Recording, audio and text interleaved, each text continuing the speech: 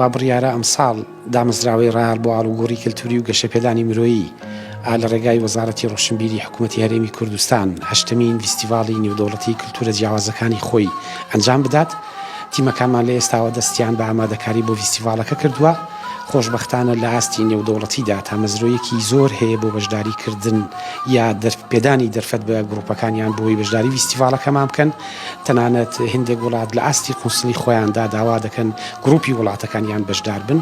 لە چەند ڕۆژی ڕابردوودا قونسڵی وڵاتی ئەرمینیا سەردانی ئۆفیسی سەرەکی دامەزراوەی ڕالی کرد و لەگەڵ بەڕێزیاندا گفتوگۆیەوەمان کرد کە ئەمساڵ گروپێکی وڵاتی ئەرمینیا لە ئاستێکی باش هەڵبەت کە بەشداری دەکەن فیستیڤالەکەمان دەوڵەمەند بکەن. ئامادەکاریەکان تا ئێستا زۆر باش بەڕێوە دەچن. ومێد دەکەین ئەمساڵ ئاستی فیستیڤالەکە گەشە پێ بدەین. ساڵانە ئەم فیستیڤالە ڕاستە لە ڕانیەی پایتەختی ئازادی و دروازەی ڕاپەڕین ئەنجام دەدرێت، بەڵام ئەمساڵ ئاستی فیستیڤالەکە شێوەیەکی گشتی بەخۆیەوە دەگرێت. بۆیە جگە لە شاری ڕانیە هەوڵ دەدەین بەشێک لە چالاکیەکان بگوازینەوە بۆ پایتەختی حکوومەتی هەرێمی کوردستان، شاری هەولێری خۆشەویست و شاری سلێمانی پایتەختی ڕۆشنبیری، بۆی ئاستی فیستیڤالەکە ئاستێکی فراوانتر بەخۆیەوە ببینێت.